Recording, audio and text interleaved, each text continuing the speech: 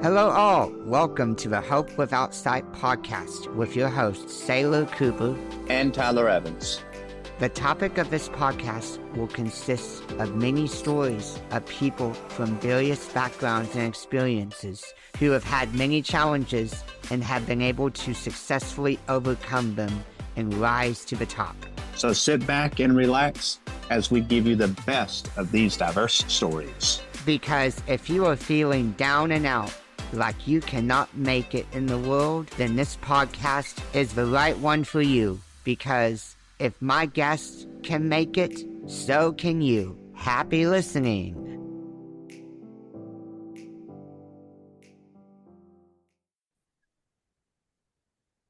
Hello, everybody. Welcome to another episode of Hope Without Sight with your hosts, Saylor Cooper and...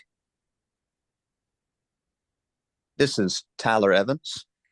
And this is episode 13, recording in Puerto Vallarta, Mexico, here at Casa de Influencia at the podcast content creation camp hosted by Michelle Abraham. So good to be here. I know, although Tyler, you're not here with me, but oh well, maybe next time. On today's episode, we have a very special gentleman who has had quite a life story. He has 3 sons with autism and ADHD, and he has received a diagnosis himself. He has a master's degree. Please welcome Brian King. Brian, how are you doing today? Thank you so much, Saylor. It's an absolute joy. I wish I was there in Puerto Vallarta with you, because I'm currently in the Chicago area with snow and cold.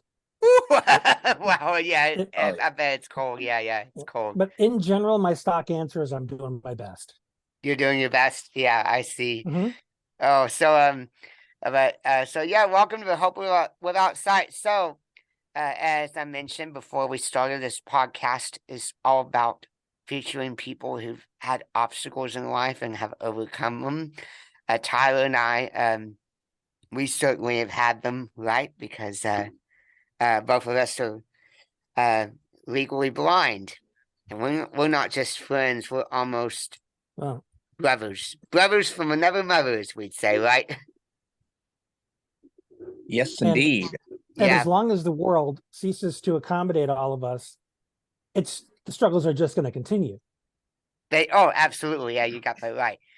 So give us some background. In your biography, you mentioned you have 3 sons with autism and ADHD, and you have it yourself. And honestly, I mean, you don't seem to have the disorder to me. I can't notice anything so far. So tell us more about it. We've known each other for a couple minutes, so let me fill in the gaps.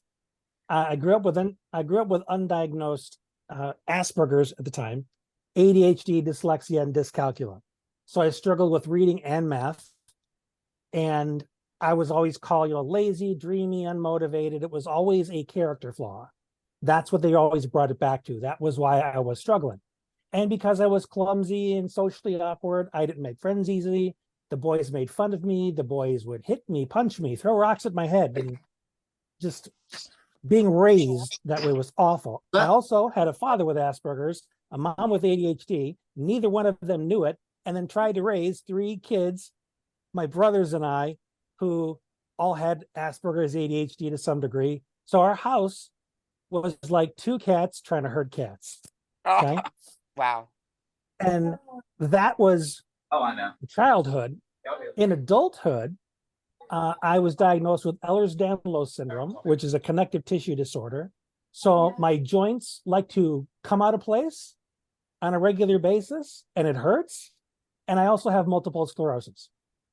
Oh my goodness. So while I have, there's one thing I forgot. My graduation present from high school was stage 3 testicular cancer. Oh, okay. So I spent the summer after graduation in chemotherapy.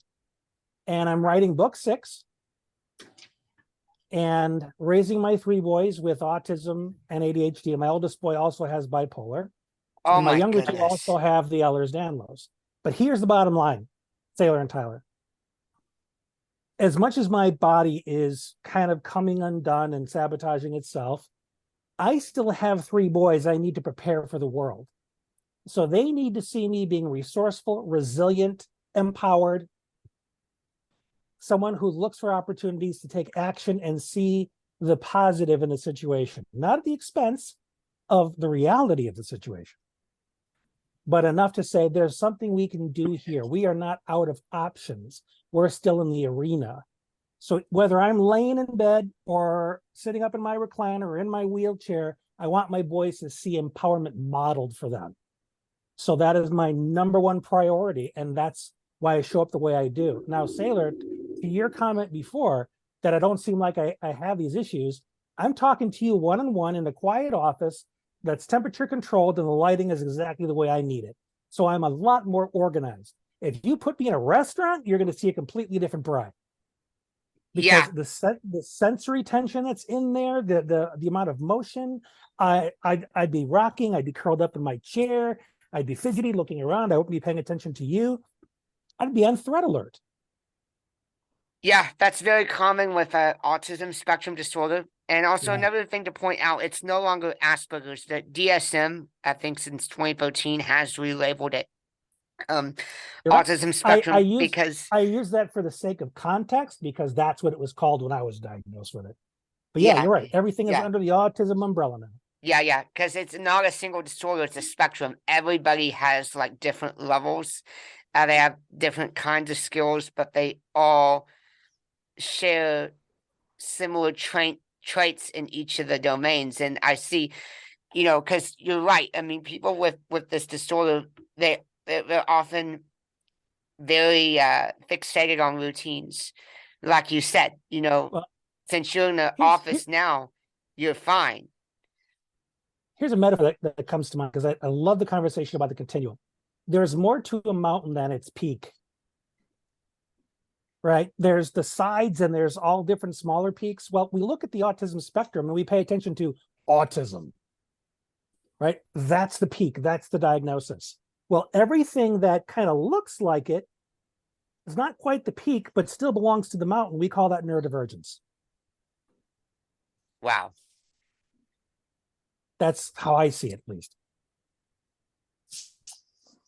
It's neurodivergence. Because, I mean, you're right. People with autism, I mean, they're not obviously neurotypical like the average person. Y'all see and hear the world differently. But at the same time, I see autism as it's not rather strange. I see it more as a trade-off. Yes, y'all may not do so well in average areas, but y'all do have, very particular traits. I don't know about you, but I know some people with autism who can detect minute details that the average person cannot. That's one of the reasons I'm so good at my job. I hear things in the way a person talks that everybody else misses. When I was in grad school, because I have a auditory tactile synesthesia. So I feel sound. I feel people's voices.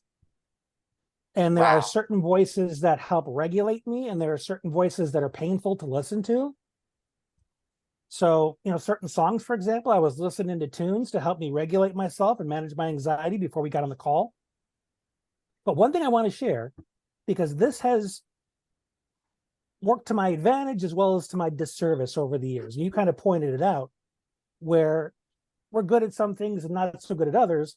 But when you're on the spectrum, the contrast between what you're good at, what you stink at is so severe, it's like stepping off a cliff. But the average person, they're kind of generalists, right? They're pretty good here, pretty good there, not so much over here, but the differences aren't as significant. With us, it's like, wow, you can do all that math in your head. That's amazing. Now tie your shoe. No. They might as well be apples and oranges. Yeah. But in my case, when I got my assessments, I tested in the 99.6 percentile in verbal ability. You were very verbal. So the doc said it would have been 100%, but I was a little slow answering one of the questions. And that has forever soured me time tests. But the point is, where I listed all my disabilities, the dyscalculia, can't do math to save a life. The dyslexia, the ADHD, the autism. I have all those things making it very difficult to live my life. I need a lot of help with organizing, time management, all that stuff. What I don't need help with is articulating my thoughts and feelings. Woo! Wow. So people are able to connect with the way I explain things, but they automatically assume, well, he must not be challenged. He must have it all together. No, I can explain things good. Wow. That's my superpower. I struggle with everything else. Now, Go since ahead. you go ahead. No, go right ahead. Oh, since you struggle with everything else, how did you get through with ADHD and all the other stuff you had? How did you get through math in high school and college? Because, like, of course, I don't have autism myself, but I do have ADHD to some degree. Where I can't, I can't stay focused on the task at hand, especially in the morning. When I get up, I have trouble getting going in the morning. That's why I get that. I take Focalin to stay focused. I take a stimulant called Focalin, and it does help me. But of course, I was terrible at math growing up, especially in high school. Could not do algebra, and of course, I not only that, I couldn't do it because I couldn't really see it. I'm visually challenged. Now, of course, some blind people can do math, but of course they do it in their head, But how did you get through? How did you get through high school and college? How did you get a master's degree? How did you get as high as you could? Through math in high school? In college, by the skin of my teeth. That's how I got through it. Yeah, it was always taking the most basic math classes. What's the minimum I could do to fulfill the requirement. I majored in social work instead of psychology because I couldn't handle the math requirement. Otherwise, I could be a psychologist. Yeah, but honestly, I think social work's a better fit because it's so community focused and getting out there and changing the world, and that's more me. Wow. But what really got me through it was the fact that I was tenacious enough to just want to get it done, to just get through it. I didn't want to do it again, right? It was like doing your prison sentence. Yeah. And to do you're on parole. I'm not going back to that. When I was in college, that's a good analogy. There was one algebra course I had to take. Couldn't get out of it no matter how much I begged. So I was used to taking 4 or 5 classes per quarter. This time I took only the math class. And I swear I spent as much time on that as I would have had I had 4 courses. Only the math class. Wow. Right, only the math class. And my working memory being so awful, it was hard to remember the rules. And, because with the dyscalculia, my brain reverses orders of operation and reverses numbers. So I'll think I'm multiplying one number and I'll end up multiplying something else. So it was a lot of taking it slow, remembering the principles, sticking with the basics, not overthinking it, getting it done, and letting my brain forget every single bit of it. Wow. So I got through that class with a B, and I worked my butt off. And I offer photographic proof if you don't believe me. And so, wow. So dyscalculia, I would say it's like dyslexia, right? Some people call it that just because one of the commonalities is the reversals. Yeah. The reversing numbers. But it's more complicated than that. It's how do I manipulate numbers? How do I calculate? Do I remember the orders of operation and stuff? And my brain looks at algebra and stuff, and it thinks, oh, this is Tetris with hieroglyphics. I don't want to do this. Wow. So I do social work instead. I'm sure you had a lot of tutors, right, to help you with math, right? I had a codependent mother who was a rescuer and was practically my helicopter mom, and she was very good at math. So she would help me through the rough parts, and mostly math was something I survived. I wouldn't say it's anything that I thrived in. It was one of those classes that when you look at where the trajectory of a person is according to their gifts, if math doesn't look like it's going to be part of that, get over it. Yeah. Get the kid through it. Let them focus on their strengths, because the thing they can monetize is what's going to help them live their life, not all the state names or capitals or what number president, so on and so forth was. That stuff doesn't move the needle. Yeah, You know, always help focus on these your kids gifts. learn something that they can take action with and actually create something for themselves. But And- schools need an overhaul. Yeah, and that's why a lot of colleges, I think, they focus on too much general knowledge, and they make you take a lot of courses that are unnecessary. Tyler, I don't know if you can agree with me on this, but I mean that's one of the reasons why I didn't finish college, because it was just too much. I you know, I Yeah. couldn't handle the courses so much, especially the math, and like a lot of times you don't need a degree to be successful, and that's why we're in entrepreneurship now, like starting our own podcast business. And so, Well, let me tell you this. Yes, indeed. yeah, Let me tell you this, Saylor. You don't need schooling. What you need is an education. And right now, where you are at your podcast conference, you're getting an education. yes, indeed. That's right. And think You about are what we learning have. specialized insight to help you monetize a skill and a passion. Yes, Okay, exactly. let's do that. And I'm a big champion of lived experience and the value of it. One of my clients, I'd hold her up against any trained therapist any day, because she's done the work on herself and has such tremendous insight and emotional balance and patience. I would send people to her for counseling. And because she doesn't have letters, she's easily discounted, which is completely unreasonable in my mind, because she has the education. She Wow. just didn't go to school for it. She lived it. I hear you, Brian. You have to get an education, but education may mean different to each person. You know, like for me, you know, college ain't the thing, but if anything is, you know, being on the journey that I'm on now. And if you're planning on being a surgeon, I hope you went to school.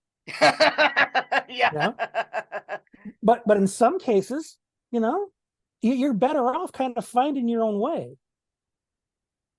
Right, exactly. But yeah, you only need a degree if you want to be a doctor or lawyer.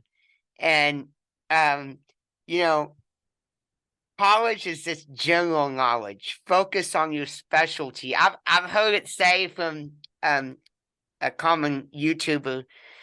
His name's Jad T. Jones. He put up a video.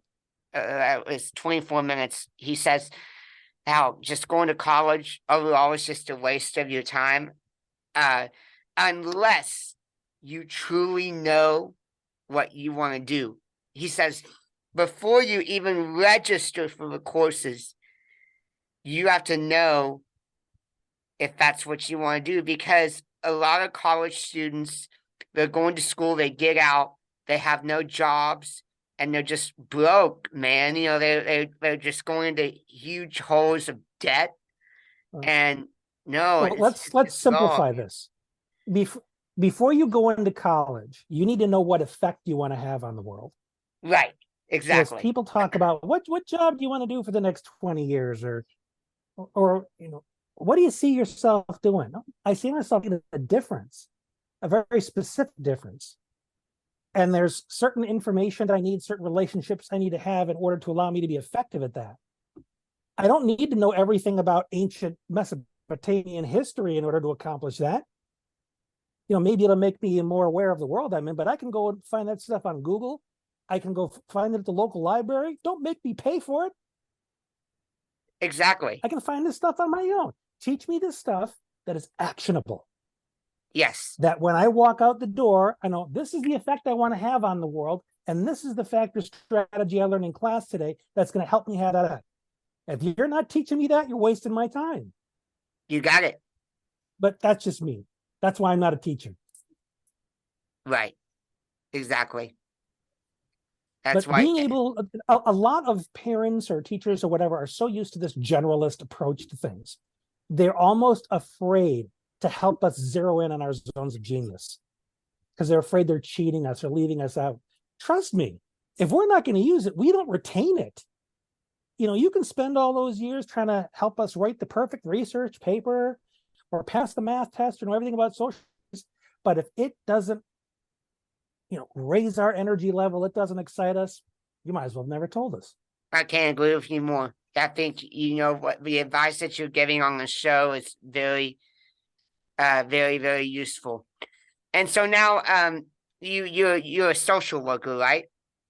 Well, that's my degree. I didn't keep up my license for a lot of reasons. Part of it being the ableist state that I live in, who believes that people should have to be present in order to get their continuing ed credits, even though it causes excruciating pain.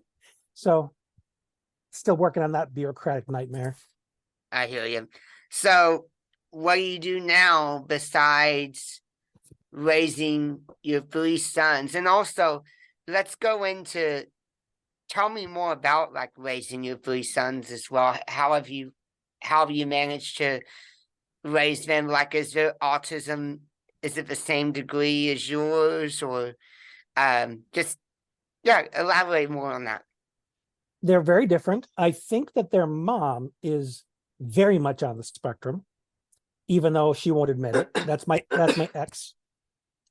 And my boys have different levels of challenges. They're very unique, different from each other. My middle boy was more autistic in more classic sense, speech delay, huge sensory issues, meltdowns on a regular basis. He just left for his job a little while ago. Works full-time doing fast food right now until he figures out what classes he wants to take. Oh, wow. But he gets to be hyper and move and use his energy and kind of talk loud because that's what his hyperactivity and stuff demands. Well, if you're in a busy kitchen in a fast food place, you get to just boom, just kind of let all that energy out and move around, and he absolutely loves it. So that's good for him. But one thing that I want to emphasize here to everybody out there who thinks they're a solo act who has to do it alone, it has and continues to take a village to raise my boys. I collaborate with educators instead of slamming my fist at meetings and telling them about all the rights they're violating and how they're going to hear from this lawyer and that. No, I make friends of them. We're on the same team. We all want to be successful. Let's support each other in being successful so we all win. If we are adversaries, everybody suffers. So I make allies of my physicians, of the kids' teachers, of my friends. I find experts. Because like I mentioned, I have all of these difficulties myself. I need this help as much as the boys do. And the lady I'm married to now, it's ironic this is episode 13, Saylor, because Sunday is my 13th anniversary with this lady, my wife, Kathy, who I've known since I was 4 years old. Wow. And we went to school till 6th grade. And then I went to a different school. We lost touch for 37 years. My first marriage fell apart. And I got on Facebook to try and, reconnect and build myself a new support system. And I decided to send her a friend request because I'd thought about her in passing all these years. Turns out she was one town over the whole time. Never been married. Just her and her dog, no kids. So she started hanging out with me and we fell in love and got married. Now it's 13 years later. How ironic. What an incredible story right there. Y'all lost touch for a long time. And then after all these years, y'all came back. You want to hear the hallmark aspect of that story? Sure, yes. Her profile was only 2 hours old when I sent her the friend request, and I was the first request she accepted. Oh my goodness. And let me ask, is she on the spectrum? Oh, wow. She's very ADHD. Very ADHD. But y'all seem to make it work. She's amazing. She has executive function skills that I could only dream of. She can't keep track of her phone. She's always losing her keys. She'll do 5 different things before she does the original thing that she wanted to do. But if there is chaos that needs to be organized, step aside and let her handle it. Wow. So you're married to her now, and she's You've been married 13 years. How incredible. Yeah, I am significantly better person because I'm married to her. I know there's somebody out there for everybody. And Tyler, you and I, we haven't found the one yet. But Brian, can you attest about us? Do you believe we'll find? Oh, that's absolutely true. Because what it's ultimately going to boil down to, if you get rid of the idea that you need to marry someone that's going to elevate your status, okay? So, oh, I married a lawyer. Aren't I impressive? I attracted a lawyer. Or, oh, look how beautiful my such and such is. Aren't I just the top 10 whatever because I got this? It's not about status. It's about the person who aligns with your values and helps you feel alive and kind of gives you that freedom to say, go out there and take a risk. I got you back. Wow. And Kath has been that for me. And if you're connected with a person on a values level, that is so much deeper than all this superficial BS that stuff doesn't even matter.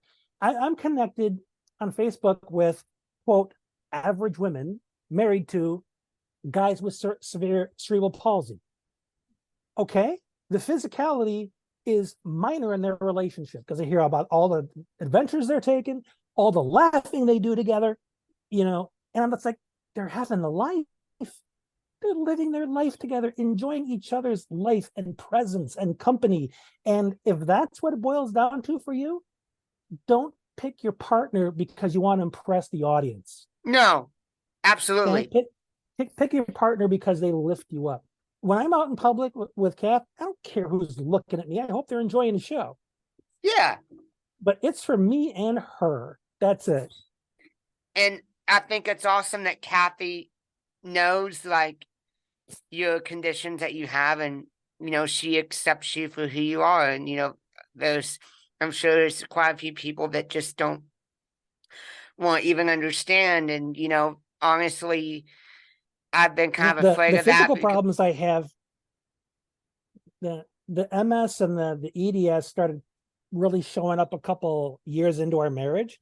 But all the autism stuff, all the meltdowns, she knew about that and she signed up for it anyway. And your first after wife, right? all these years, she's still here. Your second wife, right? Yeah. Right. Oh, their mom, the one I suspect is on a spectrum, has checked out. On occasion, she'll text them or she'll have them come over for a weekend and she'll send them away to do something while she looks at her phone. But Kath, who didn't give birth to any of them, is all in. Wow, how awesome! Very, very blessed to have very blessed found her, and yeah. And if you don't mind me asking, why did their mom check out? Was she just overwhelmed, like raising all the boys? Because as you mentioned, she had autism like I said, too.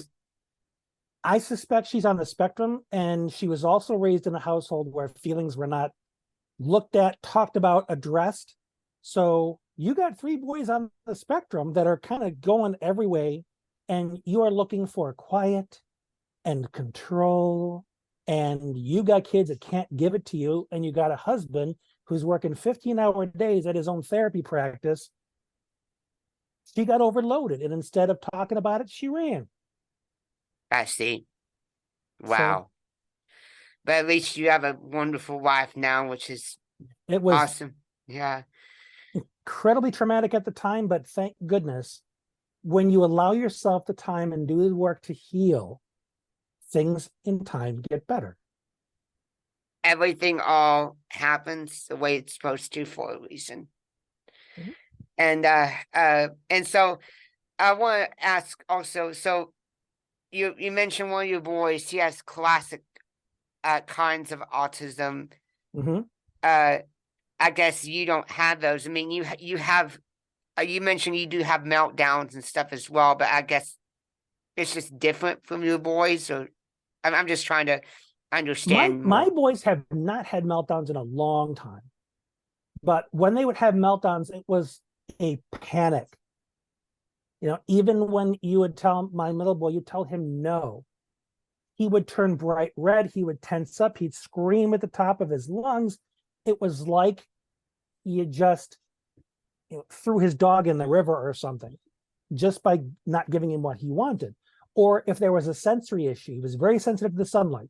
He'd walk out the front door, he'd press his forearm against his eyes to cover the sun and yell, "Ow, ow, ow, it's hurting my eyes."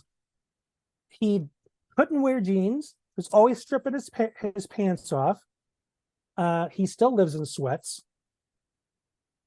Fabrics are very, very sensitive to him. So he kind of walks around most of the time looking like I just pulled him out of a dumpster, you know? I do my best to try and get him to comb his hair or whatever. But he, for the most part, seems happy-go-lucky, extremely naive, which is a concern. You know, his innocence around social relationships is incredibly lacking. You know, it's almost like he's in single digits emotional maturity, even though he's 20. So I encourage him to take risks. I give him some social coaching, but I also need to keep him kind of close. So how old are your boys?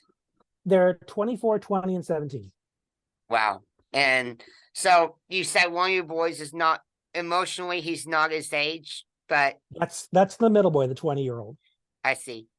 He's got the speech delay still affects him. So he mispronounces a lot of words. He's very clumsy when he talks. But when he writes, you'd think you were talking to some corporate person. Very formal, very meticulous. He's able to do in writing what he can't do speaking. Wow. That's wonderful. It's great. And me being a writer and incredible. preferring to do that has benefited because the boys are all into writing now too. Wow. That's a very unique story. And I want to touch on this. Tyler, I think you've said this too. Maybe you might know why. I've heard autism affects boys more than girls. Would you know why? That's primarily because that's primarily because of cultural bias. The fact that the research was done on white males in the United States. How white males, boys in particular, present with these symptoms. Okay, that's what we use. Well, girls don't present like that because they're not boys. So for the longest time, the only girls being counted were the ones whose symptomology characteristic looked more like boys did. It wasn't until they realized that girls have a completely unique profile that they needed to be assessed differently. Now, and I always thought it's at least 50-50. This disparity everybody thinks doesn't exist. It's because we're assessing poorly. Wow. And so I had to ask, why was there a bias towards white males or white boys in general, but not doing it equally with girls and boys? The time in which it was being done, the fact that American academia is predominantly white male. So there's that cultural, that arrogance, and that's one of the things that really needs to be looked at more commonly in the entire mental health field. The fact that it stigmatizes emotions in women, calling them hysterical, that women are more likely to be diagnosed with bipolar because women are moodier. My doctor, my kid's psychiatrist, blew off bipolar as a diagnosis for my oldest for like 5 years when he was in and out of the hospital in crisis. It wasn't until we got him a psychiatrist that finally said, I think this is bipolar. I'm thinking, really? So we switched doctors. But this doctor, again, was very old school, very, how do I say it? Thought men are better than women. So bipolar is like a women's thing. It's not in his kind of thinking. No, it's probably not likely for the boys. So his bias affected his ability to be an effective clinician. Wow. So it's important to look at what's the history of this book. Whose values and agendas are being served by this? Well, the insurance company, for one. That coding are billing codes. That's how they get paid, is by labeling people. Okay. They make more money that way. And they make more money if they diagnose you with something they can treat. Because it's fixable, like popping a pill. That's a whole other discussion, my friend, but our mental health system is messed up. It And is. I can't agree more. Yeah. It does not empower people. No. It tells them, you're sick, this is the pill. If there's anything else that can be done to help this, you got to figure it out. I'm not giving you any resources. I'm just giving you a pill. That's usually the extent of Western medical care. How many people, I can't tell you how many people have come to me, well, I'm not feeling too good. I think I need to adjust my meds. No, you need to adjust your social group. You need to adjust your belief system. The pill is one strategy. It's one tool. It's like a carpenter going to work with just his chisel, no hammer. Oh, I'll just make it work. I got this one tool. No, you need a whole set. A pill is not a problem solver. A pill, if anything, brings you out of the stupor or the stratosphere of whatever your mood swing is at the moment, so you can find your way towards the middle ground where you're a lot more resourceful and resilient. That's where you learn the rest of the stuff. So don't think that a medication is supposed to be your one-stop shop. It opens the door. It opens the door for you. Right. That's what it does. Exactly. I don't understand. How is it that we treat mental health differently than just physical health? Like, let's say someone's diabetic. Well, obviously, someone who's diabetic or has hypertension won't just take medicine. They have to do the lifestyle too. Right. They have to do exercise. They have to do proper diet. Why can't we approach the same strategy to physical medicine as we do with mental health? Why can't we make it equal? Well, in Western society, we live in our heads, right? Everything is about intelligence and being strategic and calculating. And you look at our capitalist system, it's all about having one up, being smarter than the other guy. And I remember our past presidential election, one of the big bones of contention was, is this person crazy? Is this person mental competent? This person is stumbling with their words. Are they stupid? I heard that stuff. I wanted to reach through the screen and say, you trying to tell me that less than perfect equals incompetent? That's what they were trying to say to people. About Joe Biden, yeah. The man he stuttered when he was a kid and he was bullied for it. Now he's the flipping president. And you're saying he should be disqualified because he stumbles his words? Are you kidding me? And unfortunately, there are people in this world that are so eager for any advantage, they will be petty and point that stuff out. But the stigma around not having absolute control of your mental faculties, that's what it boils down to, why mental health is so stigmatized. Because if you don't have complete control over yourself, there's something wrong with you. You're weak.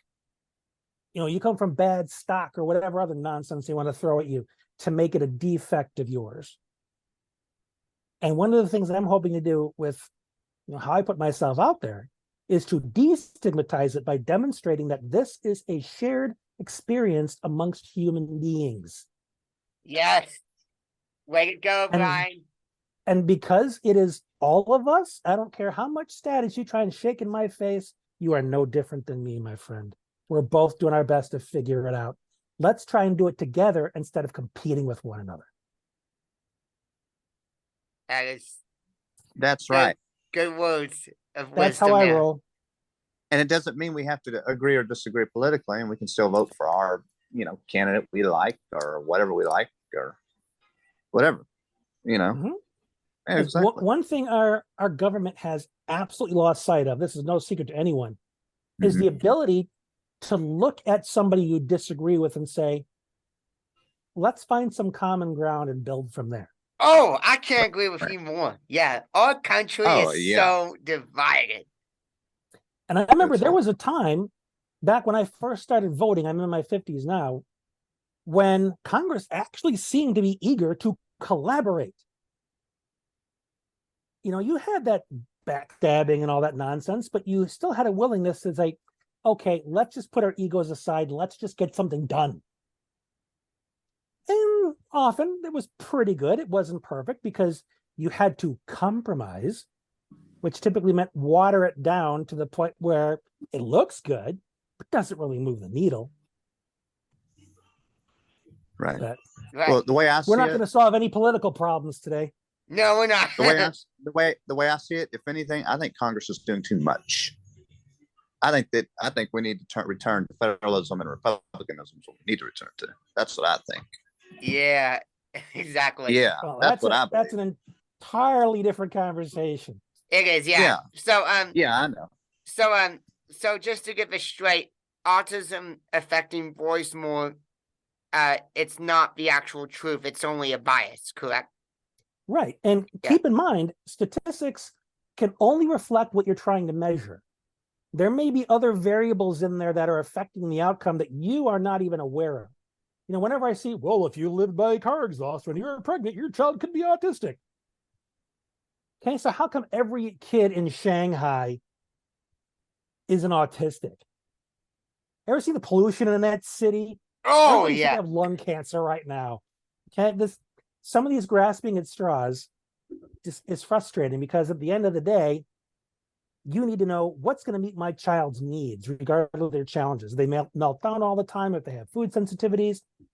I can either focus on how do I get them to stop it, or how do I figure out what their needs are so that I can help them meet their needs in a more effective way. Yes, you don't have to figure out how to get them to stop it. You have to figure out their needs, because think of it.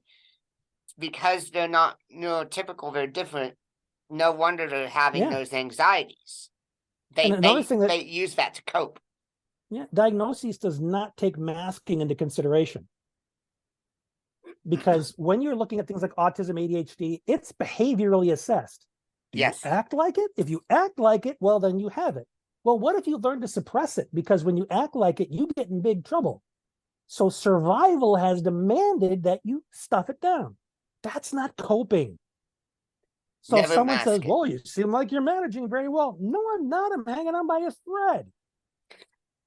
I can't wait to go home and strip all my clothes off and turn on the fans and totally decompress. You're right. Also, tell us about your other conditions. I know, Tyler, this will stand out to you because you do a lot of research with cancer, but how did you handle your testicular cancer? How long did you have it? And Tyler, if you want, you can ask a lot of questions, because I know your mother had cancer and you're very fond with that topic. So both of y'all take it away. Well, frankly, I fell apart, and so did my life. My girlfriend dumped me. A lot of my friends stopped talking to me. Keep in mind, this was 1988, before internet. All we had was phones on the wall. I couldn't send out a blast email saying, hey, everybody, rally the troops. I'm in the hospital getting chemotherapy.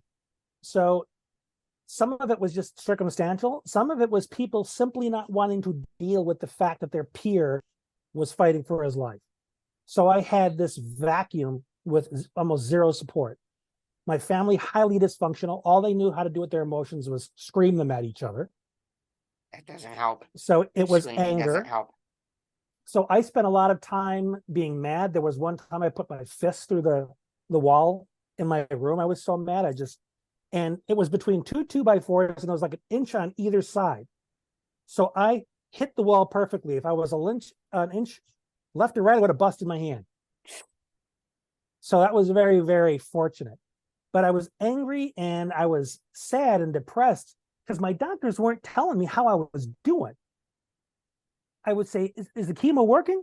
Well, we like the results we're getting. So is it gone? Well, we're confident that this is blah, blah, blah, blah, blah. They wouldn't give me a straight answer. I don't know. Am I living? Am I dying? Is it better? Worse? What? So I was always on edge. And it was the whole summer. It was July through September. And then end of September, I was told I was in remission. And when I got that word, it was like the future opened up, like someone just opened up the drapes.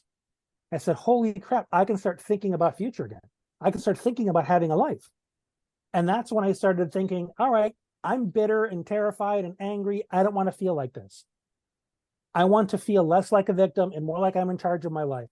So I immersed myself in studies, philosophy, Buddhism, psychology, self-help. I started doing journaling and writing. That's how my first book happened, where I talked about just the horrendous time I had going through the treatment. And then upon hearing I was in remission, the life I became determined to create for myself.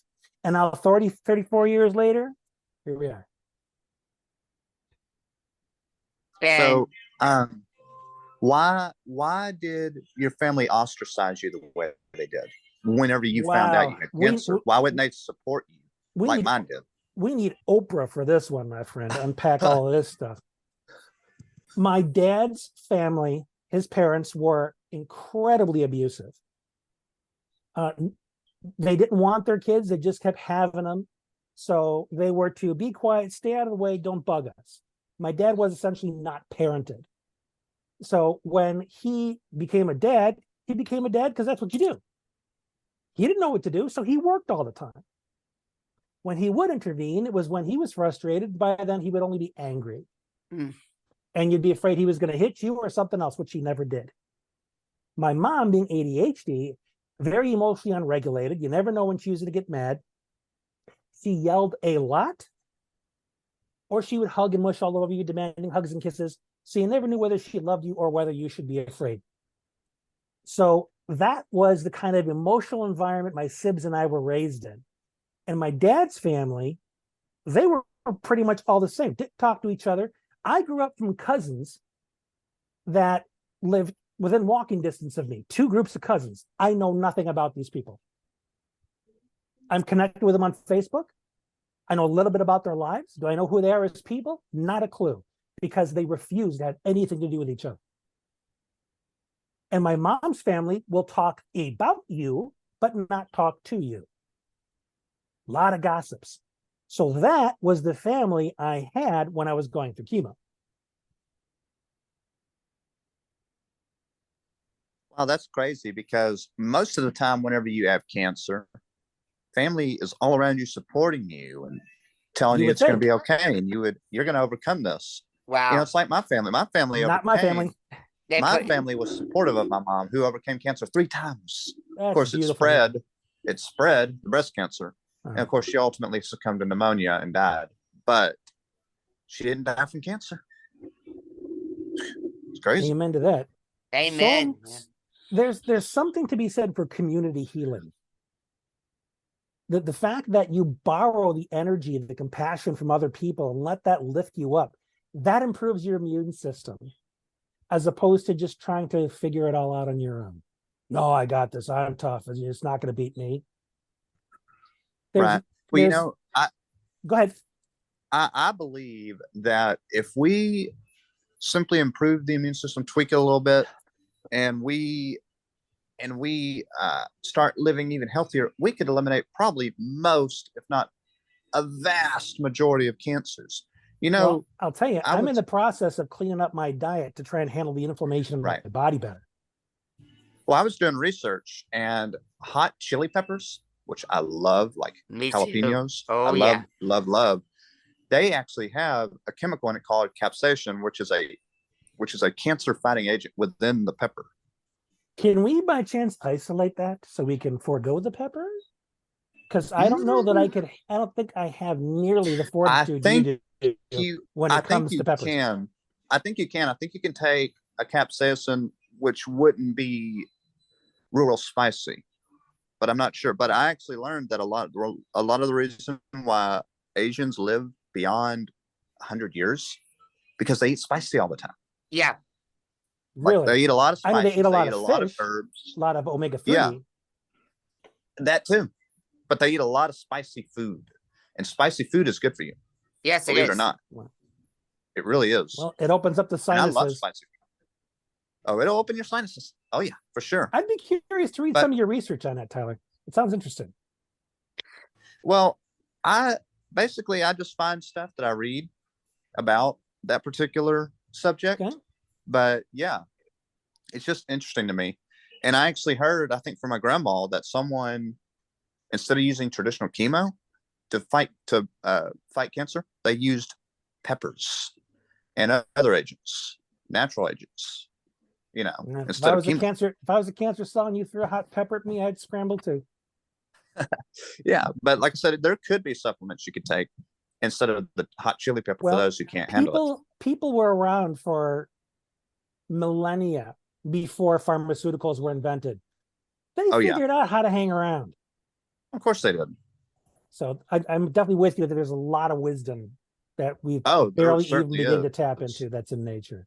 Oh, for sure. And not only that, our health also, our emotional health also plays a role as well. If you're always depressed and gloomy and stuff, well, you're not going to fight disease as well as, say, if you're cheery. But that doesn't mean you always have to be cheery. Don't misunderstand me. Well, You let know, me be clear. obviously for grief. This is a Do I? very, I'm glad you said that, Tyler, because this is an important distinction. Yeah. It's not about being cheery all the time. It's about being empowered all the time. Yes, Exactly. it is. Empowered boils down to your capacity to take action to move the needle. So you can be depressed because you're exhausted emotionally, given everything you have. Physically, you feel you can't go any further. Exactly. But then there's the part of you that says, just a little bit more, just one more shot, because your purpose hasn't been defeated yet. No. You know, you still have an You got it. opportunity to take You got- action. yeah. As long as you are aware of that and focused on where do I have influence? Where is my power? I can take action to do something different here. As long as you're focused on that, hope does not die. Amen. Exactly. Amen. Exactly. And you know what? I mean, I'm a Christian. I believe that true hope does not disappoint. We don't No, say it as Christians doesn't. we hope so. We say we have hope because our hope is found in Christ. That's what I believe. Of course, I don't know what you are, but that's just what I believe. And What I believe as a what Christian. matters, Tyler, is what you believe and how you show up because of it. Yeah. The important thing is be bold about what you believe, even if there's opposition and you're going to have it.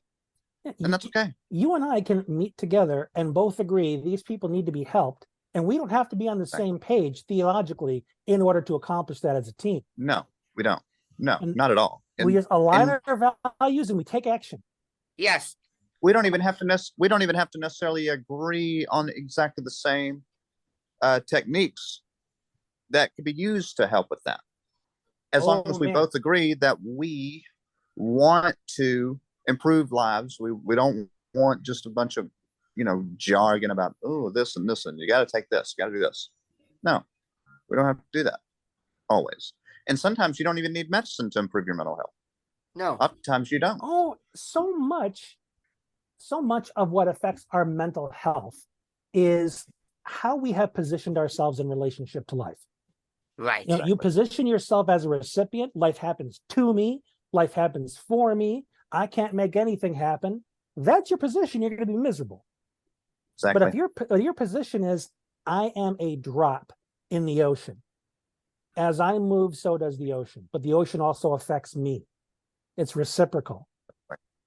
As opposed in other to, words, I'm here to make a big splash. Everybody get out of my way.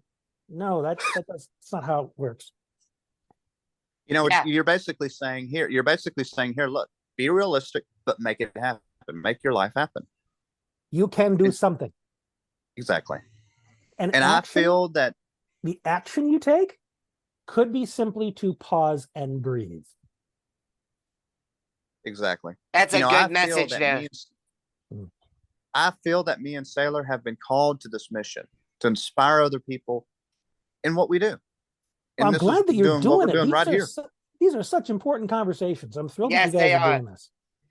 Exactly. Because we want to inspire others. And that's why I'm here on this retreat, to do lots of recording and get our plan more developed. And we're gonna get there. We're gonna get there, just like you have in your endeavors. And so I want to touch on a few more things. I know, of course, Brian, you're limited on time. So you've written 6 books. I'm writing my 6th currently. What's your latest book? It's going to be a memoir of all of my most current strategies, of the beliefs I have, the strategies I use, and how I stay empowered even though all this stuff is happening. Tyler, That's basically that book. Do you want to tell Brian what hopefully we can work on? Well, me and Saylor are actually planning on writing a memoir. Well, we're writing one.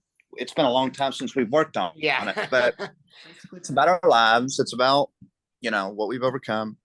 And I put a lot in there about how my mom has helped me in so many ways. I mean, she fought for me from the time I was born to the time she died. Well, actually, in a way, well, she fought for me from the time I was born till, throughout my childhood. Mhm. But even beyond that, even as an adult, she still fought for me in an indirect way because she fought for her life. She fought against cancer. She She fought modeled against courage breast for you. cancer. She modeled perseverance for you. Mm-hmm. I mean, regardless of the outcome, there's a lot of wisdom and modeling that can be done for just how someone handles the process. Exactly. When I was a kid, the school didn't know how to teach me. The public school system didn't at first. But she and I went to Austin twice to legislation in Texas so that people can be made their disability. You are my hero, man. Yeah. That's how Oh, you well, thank become you. the change. Is when you Exactly. We make it happen. You can yell at the teachers all day long, but they don't make the decision. Not even the school board makes the Yeah. decision always. Sometimes they do, sometimes they don't. Sometimes they just don't know what to do. That's why you got to educate them on it. Way to And go it's like over their you- head, man. You feel that you're my hero.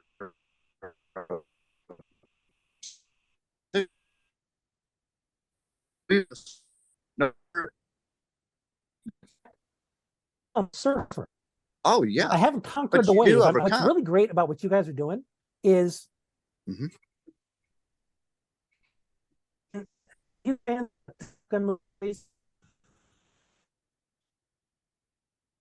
And it was pretty. The new one, it's a favorite of mine. One of the big distinctions between how the character Maverick flies is he's very intuitive and how he decides what he's going to do. And the Navy wants them to say, this is the strategy you used. If the enemy flies this way, you fly that way. Right. And he's like, screw all that. This is how you do it. So very different approaches, but ultimately you get the job done. Exactly. And when you're telling your stories, you're saying, this is another way. Here's another path. I made different choices. Right. I had different experiences. I was supported, like in your case, Tyler, I had a much better relationship with my mom and I got the result. But Bry over here, it was kind of hot and cold and he got the result. So show you can't say because of my life, I can't. Right. Because if you do that, so all these different stories, if you do that, if you say you can't, well, guess what? You're limiting yourself and you're not going to do it because you won't. You have decided certain options are not available to you. And you are now that doesn't mean incorrect. That doesn't mean that you can just do anything. Obviously, you got to be realistic. Mm-hmm. Yes, you do. But at the same time, you can't just limit yourself and say, "Hey, I can't do this, so therefore I won't." Yeah, I can't do it. No, we can't do that. Right. That often means, well, I don't have the resources or the relationships I need, but I am clearer now on what kind I need. So I will start hunting and putting these things in place. Exactly. That's the key. That's the key. Absolutely. So, so you have, so you mentioned you had a couple of other conditions. What other stuff did you have? I have ehlers-danlos syndrome, which is a genetically inherited connective tissue disorder. So all the stuff that holds my organs in place and keeps them from moving around, that stuff is slack. I've had 3 hernias repaired. I have a 4th hernia, and they just tear. It just happens. Wow. I don't have to exercise. And the 4th one, they don't want to operate on because they're afraid it's just going to tear. Because scarring, incisions on me, they don't heal well. So some of the hernias were caused by previous surgeries where they sewed it up and it popped open.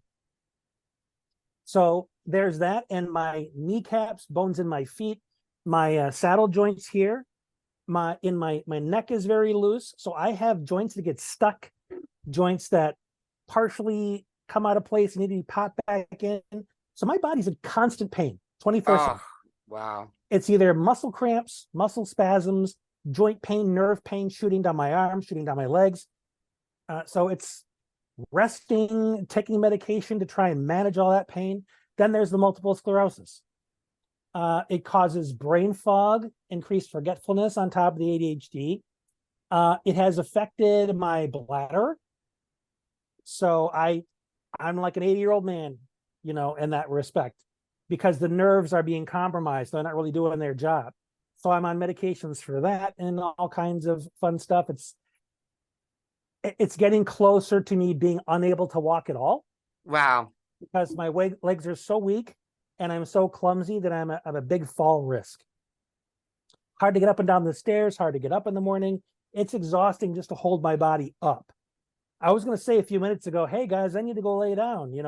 Can we do any final words? Because I'm really starting to feel holding my body up is like if you put a big sack of rice over my shoulders and said, hold on to this for a while. I hear you. It feels like that to try and hold my body up. So I'm at a point where I need to go lay down. Well, yeah, in that respect, I guess we can come to some final words because, you've held up for a while. But, so yeah, Tyler, if you don't have any more questions, for Brian, I guess we can do final words. But to be clear, your sons were diagnosed with the autism first, or were you diagnosed after them, or how did it go down? After it was when my oldest, he started school and he went into crisis, and his teacher spotted what she thought was going on, so I had him assessed. And after beginning the research and reading up on what Asperger's was, all the box started being ticked for me. And then I went off and got my own assessment. And that's how I learned. And so you always had it, like it was just missed. Yeah, because back in the day, they thought autism was this thing you would never see in the course of your life because it was so rare. And now we practically grow on trees. Right. Because again, it's a spectrum. But well, that, and you have this one individual on the spectrum who doesn't know they're on the spectrum. They go and have kids, multiple kids. Now you wonder why the numbers are going up, because all these undiagnosed kids are making multiples of themselves. That's why the numbers are going up. So I guess, can autism be genetic since your kids have it? Empirically, considering that you see one parent has it and then multiple kids have it, through observation, it's genetic. Have they found the smoking gun yet? No. I see. But they continue to look. They are getting closer to understanding how autism affects the brain and just how globally it impacts things. But why that happens, they don't know yet. Wow. So, well, thanks for clarifying. Well, I know you're getting tired, which I understand, but all our guests, we asked if there's anybody out there who's struggling right now, what message do you want to give to them? Go ahead, Mr. King, take it away. Tell your story to one other person. Take the risk of experiencing the fact that you are not alone. Because hope begins when you realize that you are not isolated, that you have resources available to you, that the universe is conspiring to your success. But you got to tell your story so you realize it's not just you. Well said. Well, Brian King, thanks so much for being on Hope Without Sight. Thanks so much. It's been a sincere pleasure, gentlemen. You bet.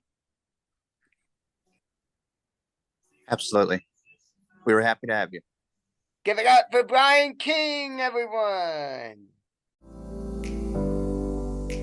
We hope you enjoyed this episode of Hope Without Sight with Saylor Cooper and Tyler Evans, and got a lot of takeaways from this podcast. We hope you feel renewed, inspired, and encouraged, like you can just carry on and conquer the world. Please hit the subscribe button on all platforms and tell your friends and family to do the same. And in the meantime, blessings to all.